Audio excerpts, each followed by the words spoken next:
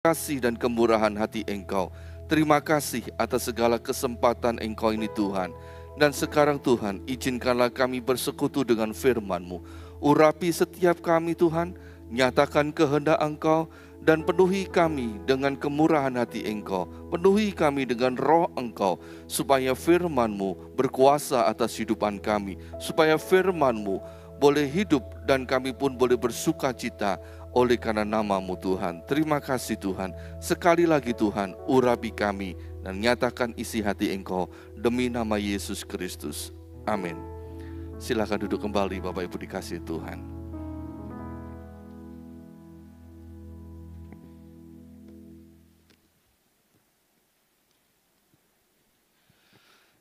Shalom. Bersyukur kepada Tuhan, hari ini Tuhan adakan sekali lagi buat kita sehingga kita boleh beribadah bersama-sama dan menikmati kasih kemurahan Tuhan. Bapak Ibu dikasihi Tuhan, ada sebuah pertanyaan yang perlu kita renungkan bersama dan bahkan harus dijawab. Mengapa kita harus terlibat di dalam pelayanan? Mengapa kita harus terlibat di dalam pelayanan? Mengapa yang terlibat itu tidak cukup hanya para hamba Tuhan, full-timer, atau orang-orang tertentu saja? Mengapa kita semua harus terlibat di dalam pelayanan? Terlebih dahulu kita baca di dalam Matius 9 ayat 35 dan 36. Matius 9 ayat 35 sampai yang ke-36. Demikianlah Yesus berkeliling ke semua kota dan desa. Ia mengajar dalam rumah-rumah ibadat dan memberitakan Injil Kerajaan Surga serta melenyapkan segala penyakit dan kelemahan. Melihat orang banyak itu, tergeraklah hati Yesus oleh belas kasihan kepada mereka, karena mereka lelah dan terlantar seperti domba yang tidak bergembala. Bapak Ibu dikasihi Tuhan, di dalam kisah ini kita melihat bahwa Tuhan Yesus sedang berkeliling dari kota ke kota, kemudian ke desa, dari desa. Dia tidak sekedar jalan-jalan, dia tidak sedang berbisnis, dia sedang tidak menjajakan sesuatu. Tetapi dia mengajar dari rumah-rumah ibadat, juga memberitakan Injil Kerajaan Surga, serta melenyapkan segala penyakit dan kelemahan. Melihat situasi yang ada itu, Tuhan Yesus tergerak hatinya. Dia melihat bahwa sesungguhnya anak manusia, yaitu kita, itu sedang mengalami kelelahan dan keterlantaran seperti domba yang tidak bergembala. Nah, Bapak Ibu dikasihi Tuhan, disinilah yang perlu kita pahami. Bahwa memang ada orang yang suka berbuat baik. Ya, ini berbeda. Ini adalah orang yang suka berbuat baik. Mungkin suka berbagi sembako, suka bagi-bagi sedekah, bagi-bagi uang, bagi-bagi emas, bagi-bagi pakaian, bagi-bagi banyak hal. Ada mengadakan pengobatan gratis mata, pengobatan gratis kesehatan dan sebagainya. Tapi Bapak Ibu yang dikasihi Tuhan, coba renungkan. Kalau masalah berbuat baik, ada banyak orang yang mau melakukannya. Tetapi kalau untuk orang yang melayani dan menggembalakan, siapa yang mau melakukannya? Bisa membedakan antara berbuat baik dengan melayani dan menggembalakan? Kalau berbuat baik itu hanya sekedar berbagi. Seolah-olah kita ini hanya menyebar sesuatu. Kalau kita sudah kasih, ya sudah kita tinggalkan. Bahkan ada orang-orang di zaman sekarang, orang itu memberi demi untuk mendapatkan. Dia memberi, seolah-olah dia memberi, dia di video, kemudian dia disiarkan ke penjuru melalui media sosial dan sebagainya. Tiba-tiba mungkin pemberiannya itu diminta lagi. Atau mungkin itu hanya janji kosong. Atau kalau memang diberi, tujuannya supaya dia nampak baik, nampak orang ini baik. Kemudian ujung-ujungnya mungkin dia mencalonkan terhadap sesuatu. Dia ingin mendapatkan sesuatu. Dengan videonya yang banyak, disukai oleh banyak, kelihatan banyak baik. Kemudian di media sosial dia ternyata mempunyai penghasilan yang jauh lebih besar. Itu berbagi, itu berbuat baik. Tetapi kalau melayani dengan menggembalakan, Itu satu kesatuan yang seharusnya kita bisa pahami di dalam sebagai umat Kristen, sebagai umat Kristus. Ketika kita ini melayani, maka ada unsur menggembalakan. Ketika kita menggembalakan, harus ada unsur melayani. Jadi ketika kita ini melayani dan menggembalakan, ini adalah sebuah perbuatan yang harus kita lakukan sebagai bukti bahwa kita ini percaya kepada Kristus, sebagai bukti bahwa kasih Kristus itu ada di dalam hidup kita, dan kita ini memberikannya kepada manusia, sesama kita manusia. Itulah yang saya sebut sebagai melayani dan menggembalakan. Nah, Bapak Ibu dikasihi Tuhan, ketika Tuhan Yesus berkeliling dari kota ke kota, dari desa ke desa, dia melihat begitu banyak orang yang butuh dilayani dan digembalakan. Tuhan Yesus tidak sekedar melihat bahwa mereka butuh ditolong. Lebih daripada itu, orang-orang ini butuh dilayani. Kalau pelayanan itu berkesinambungan, kalau pelayanan itu kontinunya ada. Jadi bukan cuma sekedar memberi kemudian ditinggal.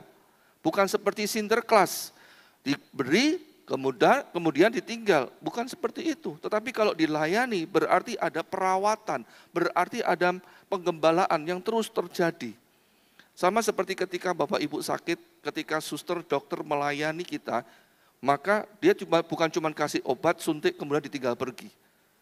Terlebih-lebih kalau ada di rumah sakit, dikontrol, kesehatannya bagaimana, diberikan sebuah perawatan, diperhatikan kemajuannya bagaimana. Itu yang saya sebut sebagai melayani. Nah, Bapak Ibu dikasihi Tuhan, ketika Tuhan Yesus melihat kebutuhan itu, Tuhan Yesus merasa bahwa orang yang ikut melayani bersama dengan dia nggak banyak. Orang yang mau terjun bersama dengan dia untuk menggembalakan jiwa-jiwa nggak banyak. Tetapi orang yang mencari keuntungan demi nama Tuhan Yesus itu ada banyak. Nah, Bapak Ibu dikasihi Tuhan, melihat kebutuhan itu, Tuhan Yesus mulai menggerakkan murid-muridnya, mulai mengutus, menggerakkan itu dalam arti menyentuh hatinya, mulai diajar murid-muridnya itu untuk terlibat di dalam pelayanan dan penggembalaan. Kemudian diutus, istilahnya praktek gitu ya, disuruh melayani tanpa disertai, tanpa didampingi oleh Yesus secara fisik. Coba baca, Lukas 10 ayat 1, 2, 8, dan 9. Lukas 10 ayat 1 sampai 2, ayat 8 sampai yang ke-9.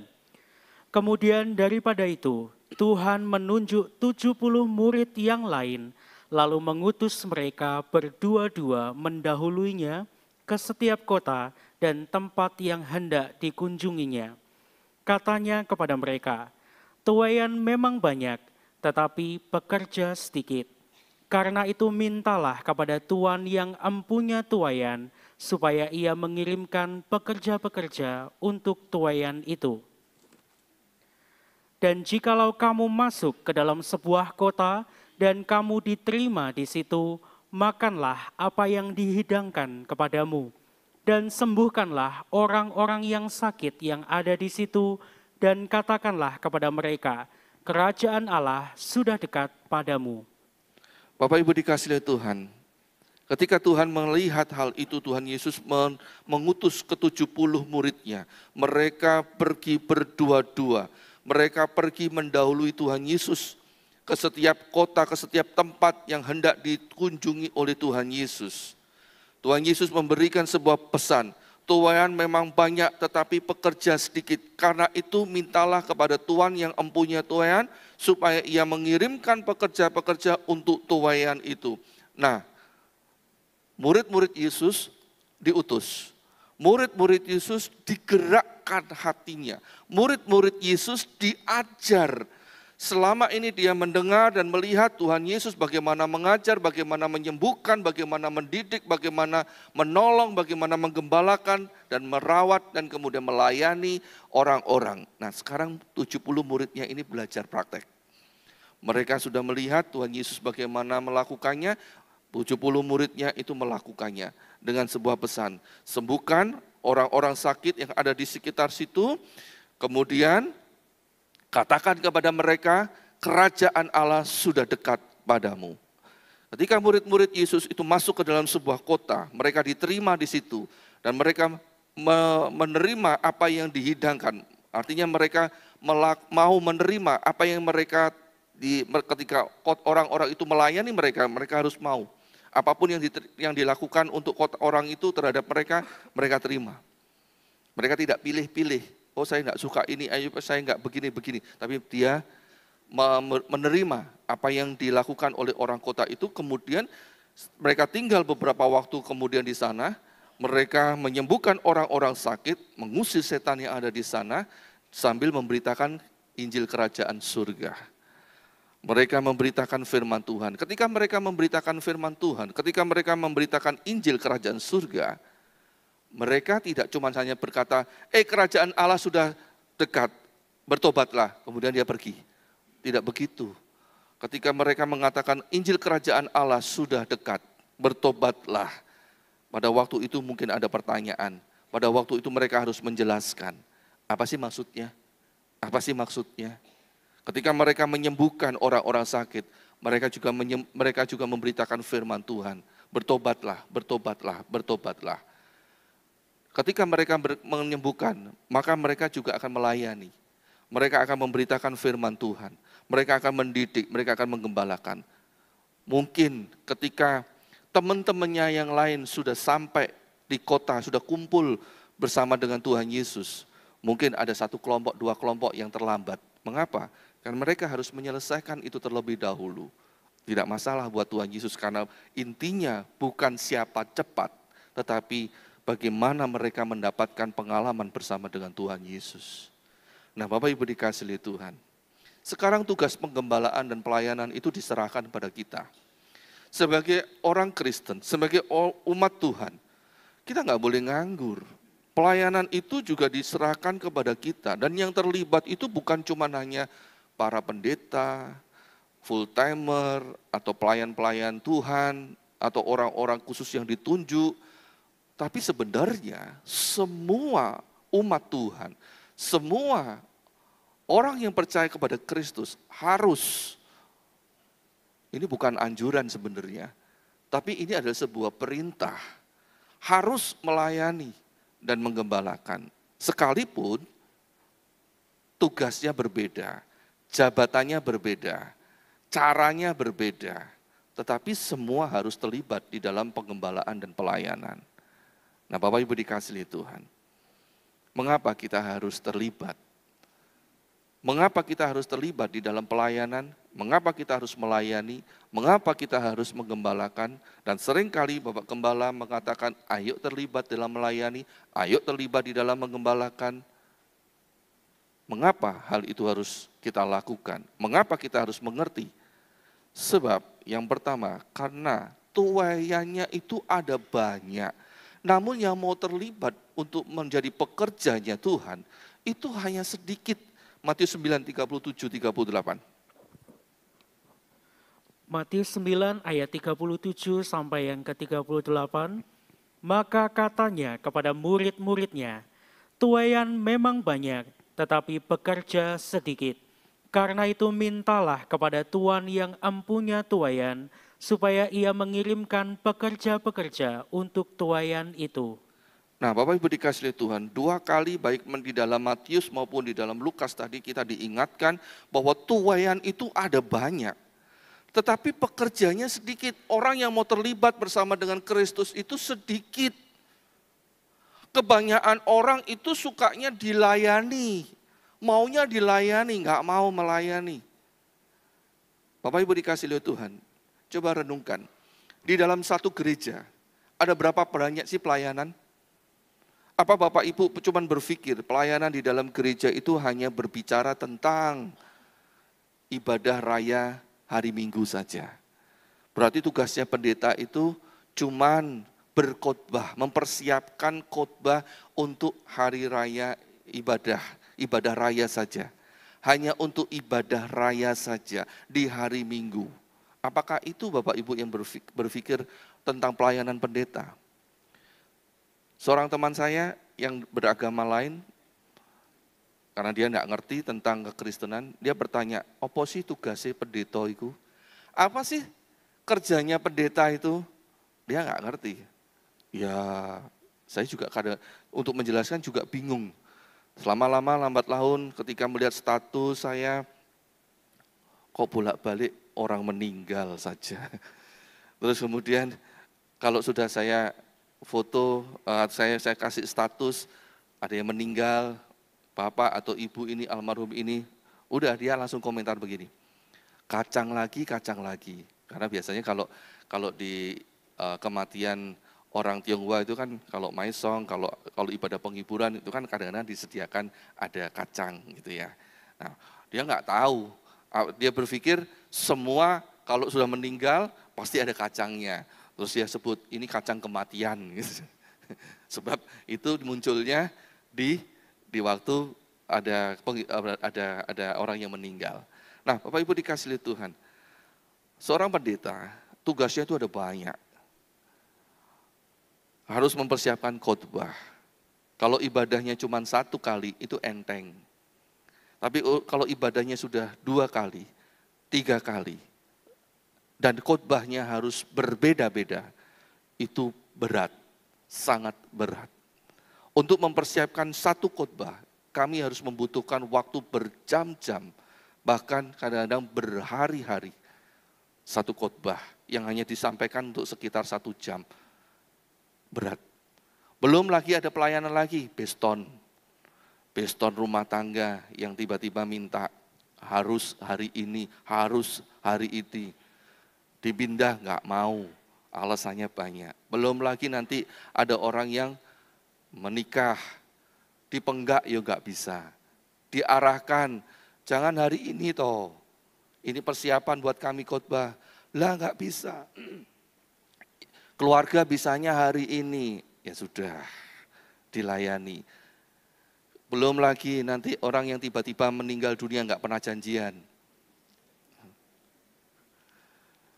Mau nggak mau harus dilayani. Belum lagi orang sakit, tengah malam, subuh dipanggil, mendoakan sakit. Belum lagi untuk mendoakan bisnis barunya.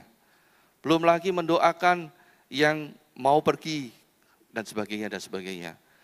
Seolah-olah kami ini para pendeta ini manusia yang tidak boleh sakit dan tidak pernah sakit. Yang seolah-olah kami ini tidak boleh pernah untuk istirahat. Seolah-olah kami ini adalah orang yang serba bisa. Padahal kami juga manusia biasa yang butuh istirahat, butuh mempersiapkan sesuatu, punya keluarga juga butuh diperhatikan, dan sebagainya. Nah, Bapak Ibu dikasihi Tuhan, kalau gerejanya, jemaatnya sedikit itu mudah. Tapi kalau sudah ratusan ataupun ribuan, bagaimana? Yang meninggal ada 2, yang menikah ada lebih dari 1, dan waktunya bersamaan, gimana? Ayo. Pernah nggak Bapak Ibu berpikir, Bapak Ibu mau menikahkan anaknya, kemudian tiba-tiba pendetanya, gembalanya sakit, terus apa sing ganteni? Siapa yang akan menggantikan pada waktu harus memberkati? Padahal menurut ART gereja, organisasi, hanya pendeta yang boleh memberkati, nggak boleh diwakilkan. Terus gimana? Ayo, ditunda. Oh, Bapak Ibu bisa mencak-mencak nanti. Nggak peduli sakit, nggak sakit, harus memberkati. Ya toh? Nah, Bapak Ibu dikasihi Tuhan, itulah Tuhan berkata, banyak tuayan, banyak yang harus dilayani, banyak pelayanan. Tetapi yang mau terlibat itu sedikit. Maunya dilayani, dan dilayani. Nah, Bapak Ibu dikasihi Tuhan, apakah mampu hamba-hamba Tuhan itu melayani yang begitu banyak pelayanan, dan yang mau melayani cuma sedikit? Musa sendiri pun sebagai orang yang hebat, dia adalah orang yang dipuja oleh orang Israel sampai detik ini. Dia disebut sebagai pemimpin yang hebat. Dia pun juga kewalahan ketika harus melayani begitu banyak orang. Bapak Ibu nanti bisa baca di dalam Keluaran 18. Di situ dijelaskan bahwa Musa dari pagi, dia sudah mengadili orang-orang, dia sudah mengadili bangsa itu. Mengadili ini bukan berarti dia harus melayani, dia harus memberikan keputusan-keputusan. Ketika ada orang yang berkata, Bapak Musa, kambing saya ini dicuri oleh orang ini loh, gimana ini? Musa harus memutuskan, benar enggak orang ini mencuri? Benar enggak orang ini kambingnya hilang? Dan itu butuh waktu yang begitu lama sekali.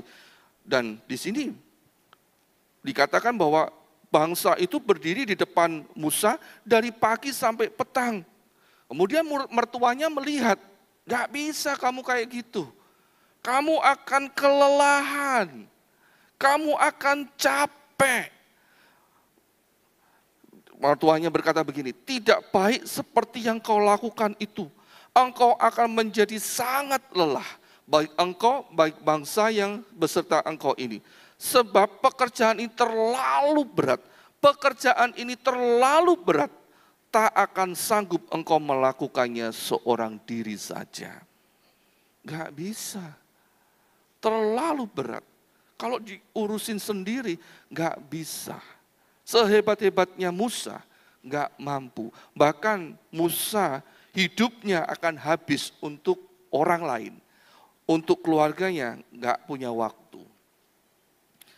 Kalaupun dia terus melayani, cepat atau lambat dia akan kelelahan dan kemudian cepat mati. Bapak Ibu dikasihi Tuhan, kira-kira punya gembala kepengen Bapak Ibu pengen punya gembala itu cepat mati atau awet muda. Nah, kalau cara kerjanya seperti seperti Musa yang lebih keras daripada kerja bagai kuda, gimana? Cepat mati atau cepat mati, sakit? Nah, Bapak Ibu dikasih Tuhan, kalau cara kerjanya kayak Musa, ya Musa cepat mati, kelelahan, umurnya nggak panjang. Karena memikiri begitu banyak permasalahan-permasalahan, beban itu banyak. Belum lagi yang ini itu, yang ini itu, yang ini itu. Dan kalau pelayanan dan penggembalaan itu dilakukan hanya sedikit orang, suatu saat pasti menimbulkan ketidakpuasan. Musa cuma satu orang, menghadapi begitu banyak. Semua mintanya kepada Musa, dipasrahkan kepada yang lain, nggak mau, maunya Musa. Maunya Musa, sakit yang jenguk harus Musa. Kalau mau minta kesembuhan harus Musa yang doakan. Nanti menikahkan harus Musa. Nanti kalau adanya kematian harus Musa. Ya Musanya cepat mati. Demikian pula di dalam gereja. Kalau semuanya harus gembala, harus pendeta. Kalau nggak didoakan pendetanya, nggak didoakan gembalanya, nggak sembuh, nggak marem. Ya wis, pendetanya datang. Belum selesai, sudah ditelepon lagi, Pak Gembala tolong doakan saya. Pergi lagi. Pak Gembala tolong, Pak Gembala mau konsultasi, Pak Gembala mau pinjam uang, Pak Gembala mau minta uang. Bapak Ibu dikasih di Tuhan, lihat. Suatu saat pasti menimbulkan ketidakpuasan. Coba baca di dalam Kisah Para Rasul 6, ayat 1 sampai yang keempat. Kisah Para Rasul 6 ayat 1 sampai yang keempat. Pada masa itu ketika jumlah murid makin bertambah, timbullah sungut-sungut di antara orang-orang Yahudi yang berbahasa Yunani terhadap orang-orang Ibrani. Karena pembagian kepada janda-janda mereka diabaikan dalam pelayanan sehari-hari. Berhubung dengan itu, ke-12 rasul itu memanggil semua murid berkumpul dan berkata, kami tidak merasa puas karena kami melalaikan firman Allah untuk melayani meja. Karena itu saudara-saudara, pilihlah 7 orang dari antaramu yang terkenal baik dan yang penuh roh dan hikmat, supaya kami mengangkat mereka untuk tugas itu, dan supaya kami sendiri dapat memusatkan pikiran dalam doa dan pelayanan firman. Bapak Ibu dikasih oleh Tuhan, ketidakpuasan muncul karena jumlah yang melayani itu lebih sedikit daripada yang dilayani. Ada banyak pelayanan namun yang rela melayani itu sedikit. Jumlah antara yang melayani dengan yang dilayani tidak sebanding. Lebih banyak yang dilayani daripada yang melayani. Para rasul tahu itu, paham itu, sadar. Mereka butuh untuk dibantu orang lain. Bahkan ketika mereka berusaha untuk berbuat yang terbaik pun masih muncul ketidakpuasan. Bahkan ketika mereka berusaha untuk konsentrasi kepada pelayanan firman, terganggu dengan banyak hal. Terganggu dengan pelayanan diakonia. Nah, akhirnya mereka rapat, mereka memberikan sebuah keputusan harus ditambah jumlah untuk membantu menolong mereka melayani. Nah, Bapak Ibu dikasih oleh Tuhan, demikian pula di dalam gereja. Gereja kalau masih kecil, jumlahnya tidak lebih daripada 10, tidak lebih daripada 50 orang, satu pendeta cukup. Mungkin masih bisa handle semuanya. Tapi kalau sudah ratusan, ribuan, sulit. Perlu banyak orang yang menolong.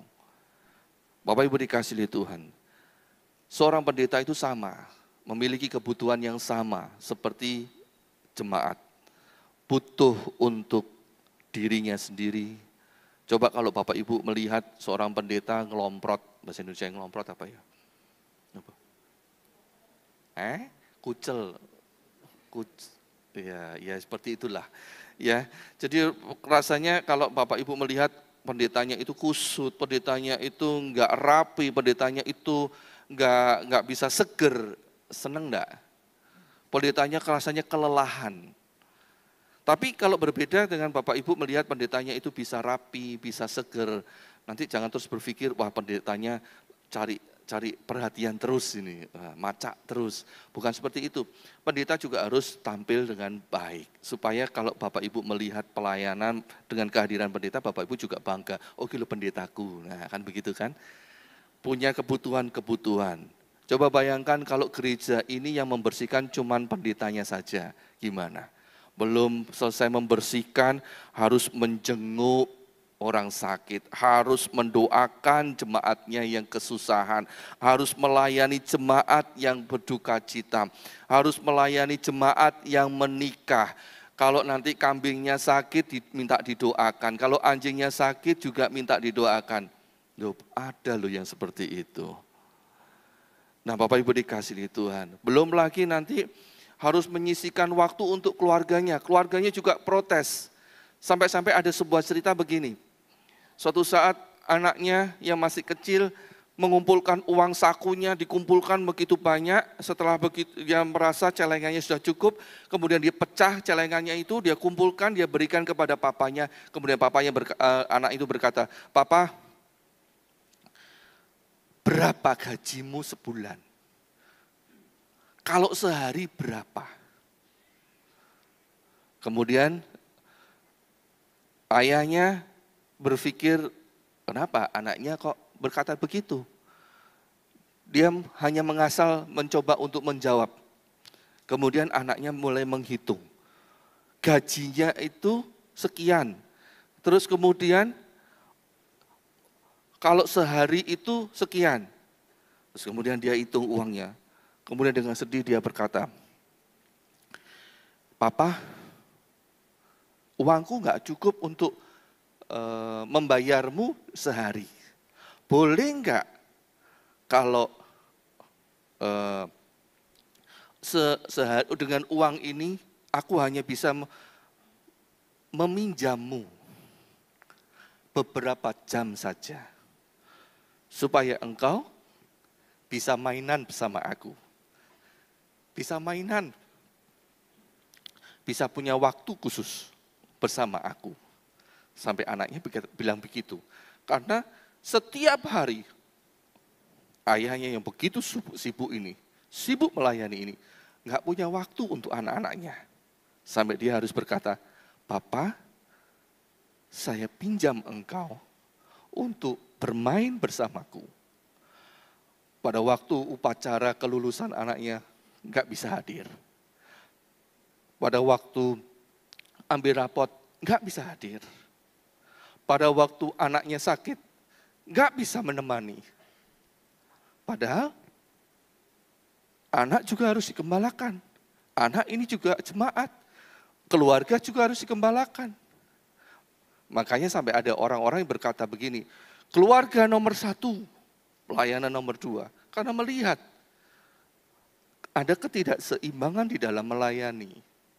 Belum lagi kalau ternyata jemaat nggak peduli kepada kebutuhan sehari-hari di dalam pendetanya. Padahal pendeta juga butuh makan. Pendeta juga butuh transportasi. Pendeta juga butuh menyekolahkan anaknya. Pendeta juga butuh sehat. Pendeta juga butuh untuk membayar PDAM listrik. Kalau semua dibebankan oleh satu orang pendeta, bagaimana? Bisa enggak? Apa yang akan dihasilkan dari pelayanan seperti itu? Apa yang akan diwariskan kepada anak cucu? Padahal jemaat selalu menuntut, keluarga pendeta harus jadi pendeta. Anak-anak pendeta harus meneruskan pelayanan pendeta. Beban itu semakin berat. Tekanan itu semakin berat. Nah, Bapak Ibu dikasih oleh Tuhan. Gak bisa kalau kita hanya melayani seorang diri saja. Ada seorang pendeta. Dia rajin bekerja. Dia rajin melayani. Dia orang pintar. Dia orang yang benar-benar dengan tulus melayani. Suatu saat dia kena stroke. Nah, Bapak Ibu dikasih oleh Tuhan, ketika dia mendapati keadaan seperti itu, kemudian dia berobat. Pada waktu itu dia ditemani oleh beberapa jemaatnya berobat di seorang dokter. Dokternya berkata begini, kalian punya pendeta,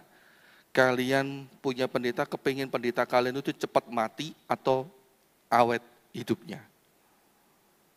Gak boleh seperti ini lagi.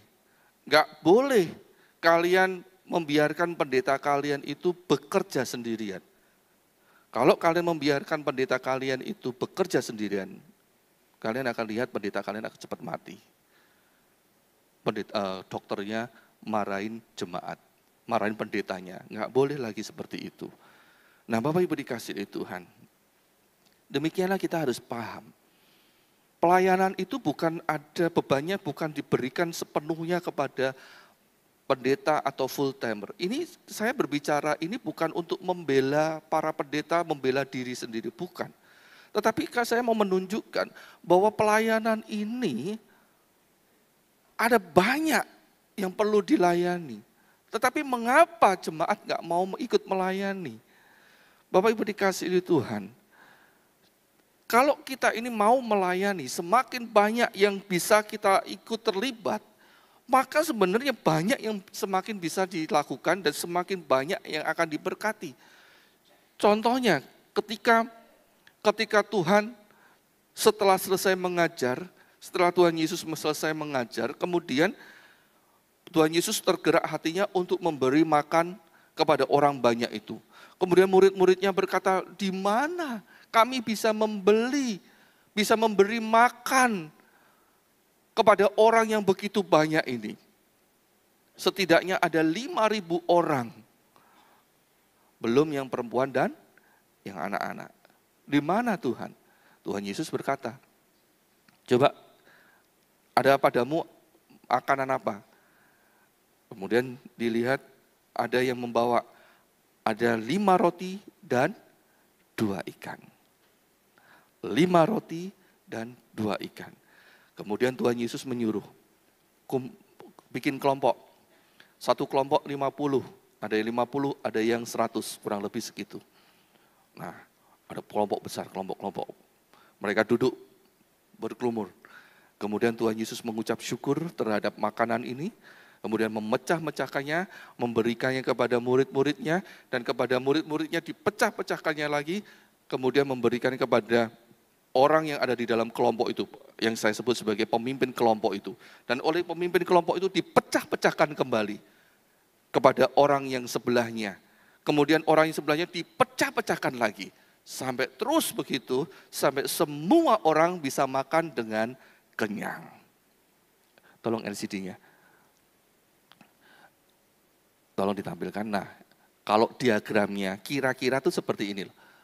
Jadi dari anak pemilik berkat, ya. Jadi anak yang punya roti, 5 roti, 2 ikan. Kemudian dari 5 roti, dari satu anak ini, dari satu anak yang cuma 5 roti dan 2 ikan ini, kemudian dipecah-pecahkan, dipakai untuk melayani, kemudian diserahkan kepada murid-murid Yesus. Kepada murid-murid Yesus itu dari 1 sudah menjadi 12, setidaknya menjadi 12 berkat. Ya kan? Dari satu orang yang melayani sudah menjadi 12 orang yang melayani. Dari 12 orang yang melayani kepada kelompok-kelompok. Nah, ada yang 50, ada yang 100. Dan kalau ada 5.000 orang yang laki-laki, kalau itu diambil 50 aja sudah berapa orang? Dari 12 menjadi 100 kurang lebih. Itu lebih ya, pasti lebih. Kemudian dari yang 100 itu dipecah-pecahkan lagi menjadi banyak sampai semua orang mendapatkan berkat. Lihat Bapak Ibu dikasih oleh Tuhan. Sebenarnya cara berpikirnya sangat sederhana. Nanti bisa baca di dalam Matius 14, Markus 6 maupun di dalam Yohanes 6, di situ semua saling melengkapi tentang pemahaman ini. Nah, ketika orang itu kalau hanya punya 1 dan kemudian orang itu hanya melayani cuma 1 orang aja, ya cuma 5 roti itu aja yang akan dibagi. Habis, ya habis, selesai. Misalkan ada yang begitu banyak kemudian aku minta rotimu. Nah, anak kecil itu memberi. Anak itu memberi 5 roti, 2 ikan, habis, selesai. Yang dilayani cuma 1-2 orang aja. Tapi ketika dia menyerahkan pelayanan berkat itu untuk dipakai untuk melayani orang lain, dari 1 orang menjadi 12, dari 12 bisa menjadi 100, dari 100 bisa menjadi banyak orang. Semakin banyak yang bisa dilakukan dan dilayani. Demikian pula di dalam gereja. Ketika kita ini cuma 1 pendeta saja, 1 orang saja yang pelayanannya akan sangat terbatas. Tetapi ketika ada orang lain mau ikut melayani, ikut terlibat di dalam pujian, ikut terlibat di dalam memainkan musik, ikut terlibat di dalam pelayanan berkhotbah, melihat pelayanan multimedia, sound system, usher, antar jemput, semakin banyak.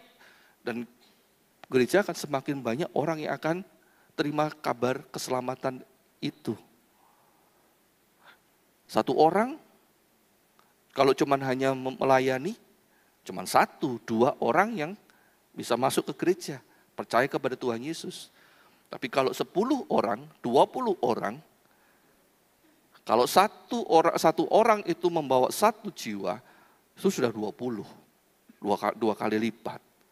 Kemudian dari 2 kali lipat itu, yang 40 itu, bertambah lagi, semakin banyak. Demikian pula ketika kita mau terlibat di dalam pelayanan. Ada banyak hal yang bisa kita layani.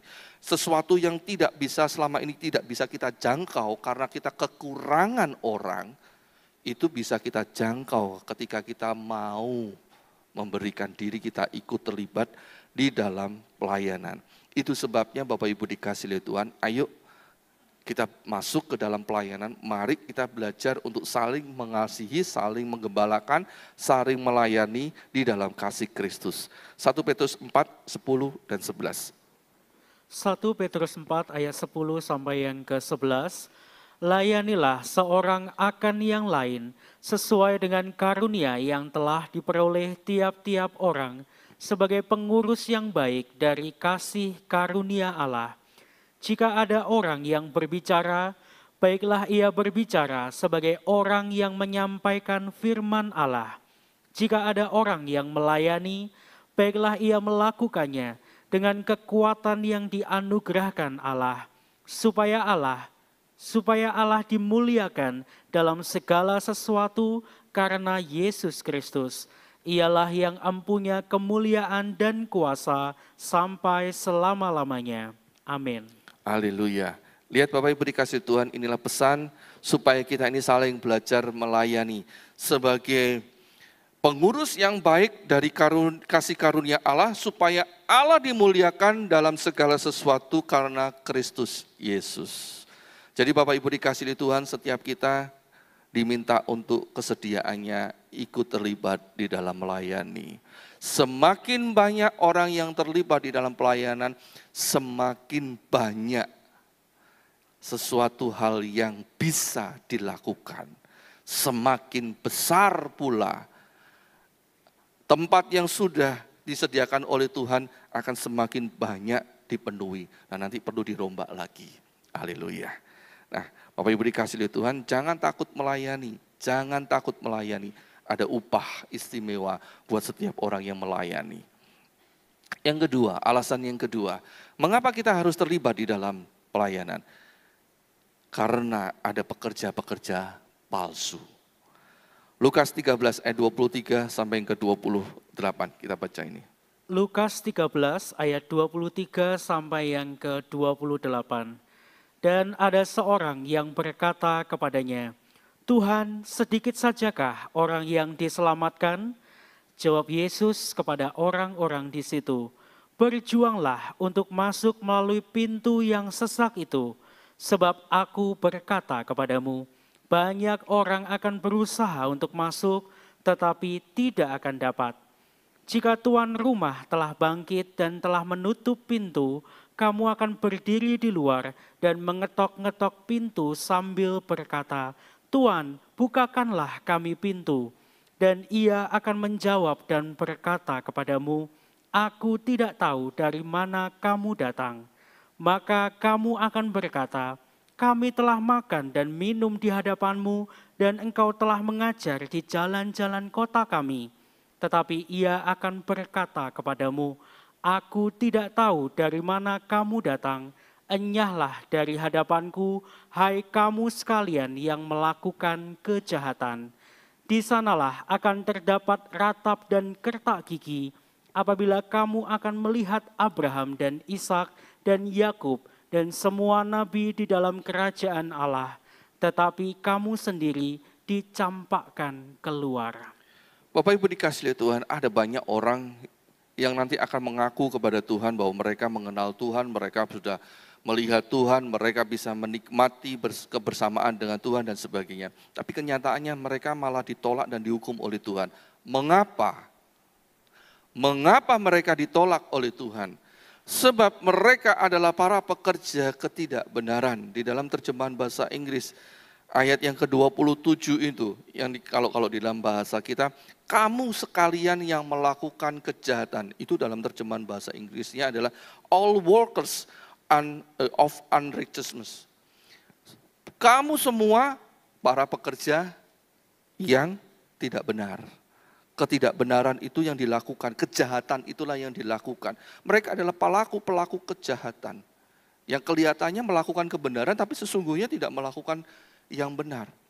Bapak Ibu dikasihi Tuhan, di dunia ini muncul para pekerja-pekerja yang jahat, pekerja-pekerja yang tidak benar. Mereka adalah pekerja-pekerja yang jahat. Filipi 3 ayat yang kedua. Mereka adalah pekerja-pekerja curang. 2 Korintus 11 ayat yang ke-13 sampai yang 15.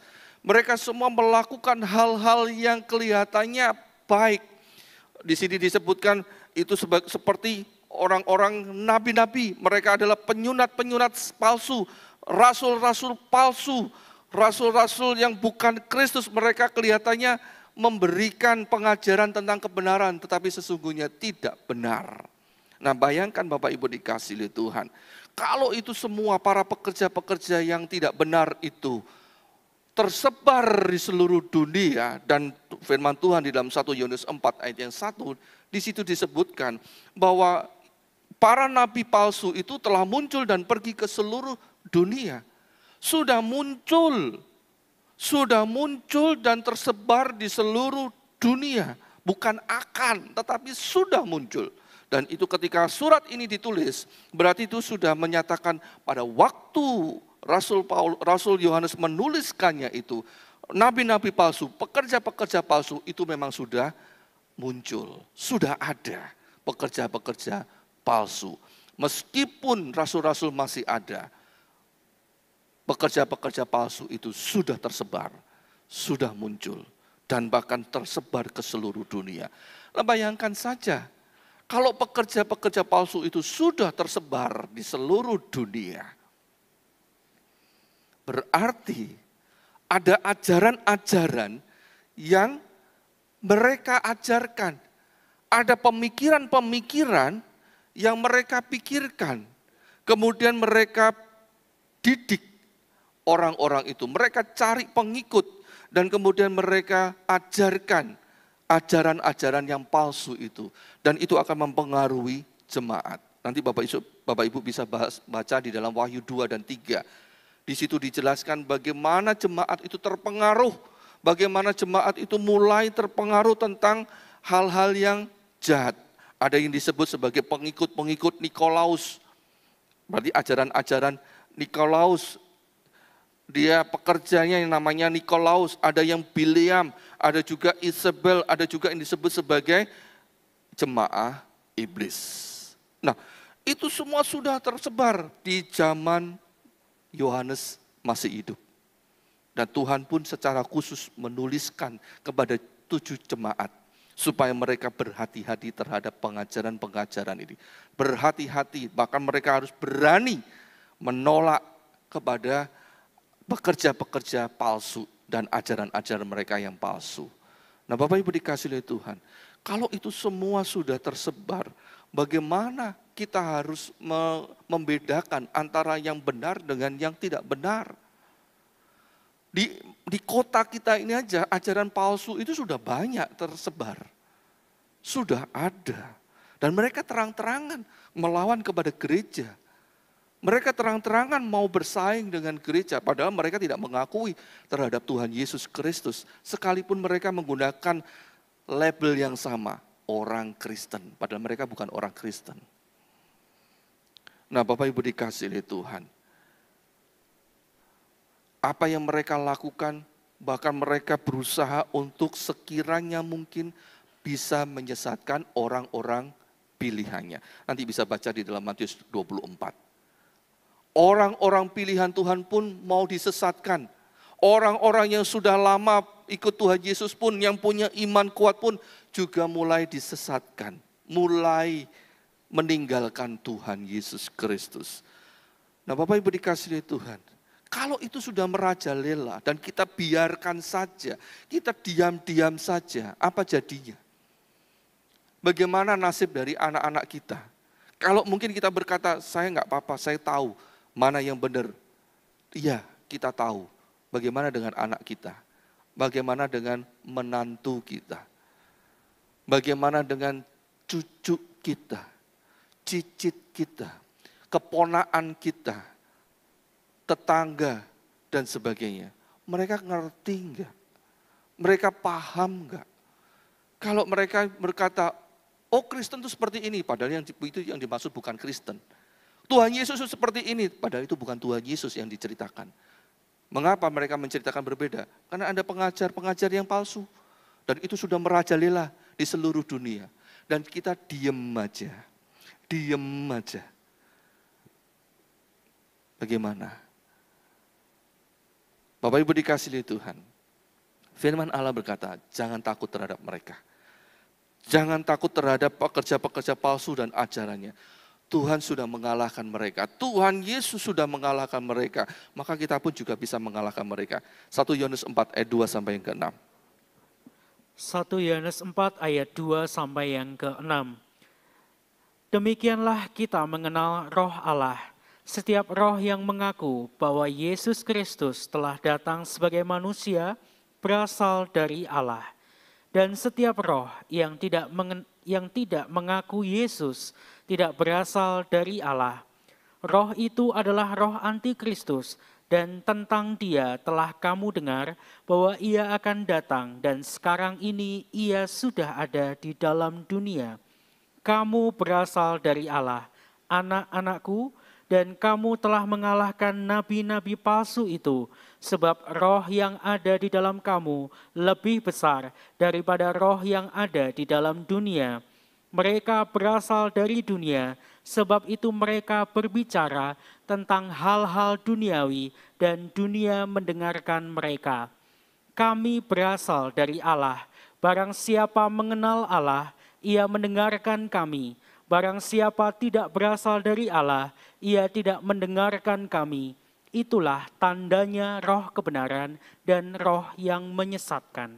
Nah, Bapak Ibu dikasihi Tuhan, kita tahu bahwa mereka, para pekerja-pekerja palsu itu sudah muncul, dan yang membackup mereka, yang mendukung dan melindungi para pekerja palsu itu adalah iblis sendiri.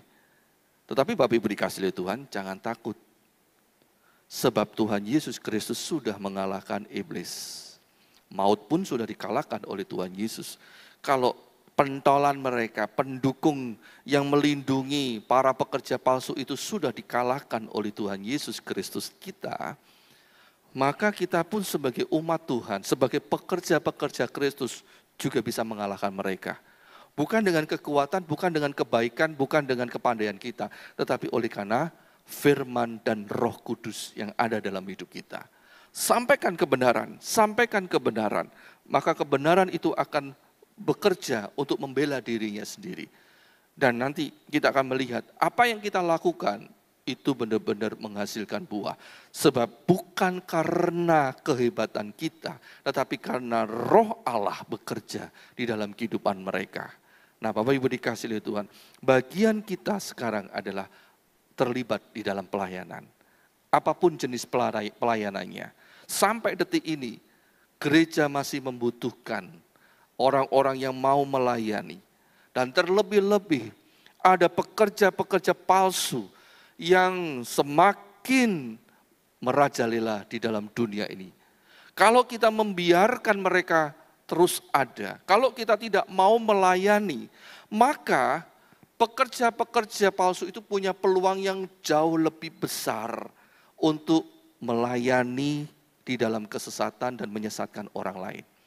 Dan kita akan melihat dunia ini akan semakin gelap, semakin ricuh, dan semakin tidak menyenangkan, tidak nyaman untuk ditinggali. Kenapa itu terjadi? Sebab kita diam, kita tidak mau ikut terlibat di dalam pelayanan. Jadi Bapak Ibu dikasihi Tuhan, masih mau tidak ikut terlibat di dalam pelayanan? Kalau kita tidak mau terlibat dalam pelayanan, saya nggak ngancem ini, saya hanya memberitahu saja. Berarti kita memberi peluang untuk pekerja-pekerja palsu menyesatkan anak keturunan kita dan juga kita. Nah, jadi dua hal ini perlu kita pahami dengan baik-baik. Satu, banyak yang perlu kita kerjakan, banyak yang perlu dituai, tapi pekerja sedikit. Jadi lowongan pekerjaan itu besar.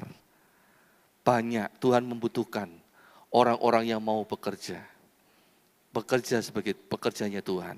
Yang kedua, karena ada pekerja-pekerja palsu yang terus merajalela, yang terus rajin mereka melayani ketidakbenaran, melayani Tuhan mereka. Nah, dua hal ini perlu kita renungkan baik-baik. Sebenarnya masih ada satu hal lagi, tapi waktunya nggak cukup. Satu hal lagi itu adalah ada upah bagi orang yang mau melayani. Nah, Bapak Ibu dikasihi Tuhan, jangan biarkan apapun yang terjadi dalam hidup kita.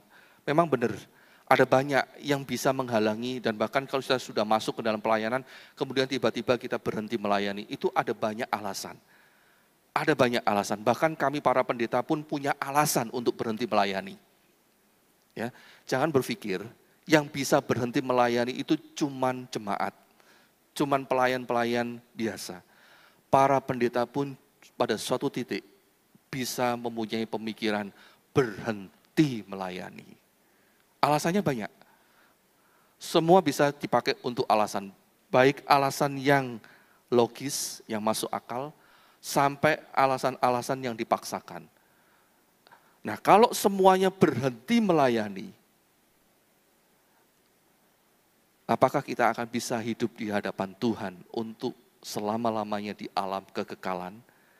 apakah kita akan diterima oleh Tuhan di rumah Tuhan, sedangkan kita tidak mau melayani Tuhan? Bapak Ibu dikasihi Tuhan, yuk kita sama-sama bersemangat di dalam saling melayani. Roma 12 ayat 9 sampai yang ke-11. Roma 12 ayat 9 sampai yang ke-11. Hendaklah kasih itu jangan pura-pura, jauhilah yang jahat dan lakukanlah yang baik. Hendaklah kamu saling mengasihi sebagai saudara dan saling mendahului dalam memberi hormat. Janganlah hendaknya kerajinanmu kendor, biarlah rohmu menyala-nyala dan layanilah Tuhan. Nah, Bapak Ibu dikasihi Tuhan, yuk kita terlibat di dalam pelayanan, kita saling melayani, dalam sukacita di hadapan Tuhan kita saling melayani. Pernah ada seorang jemaat, bukan seorang sebenarnya, satu kelompok, ada 2-3 orang jemaat, bagian masak, bagian mempersiapkan masakan, ngomong kepada kami, "Ko, saya nggak mau dipensiun loh ya, saya nggak mau dipensiun, saya mau tetap melayani, walaupun sudah sepuh.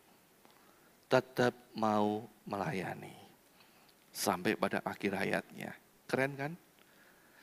Bapak Ibu dikasihi oleh Tuhan, kalau suatu saat kita melihat ada orang-orang yang melayani cuman itu aja, itu harus kita pertanyakan, mengapa yang melayani cuman itu saja?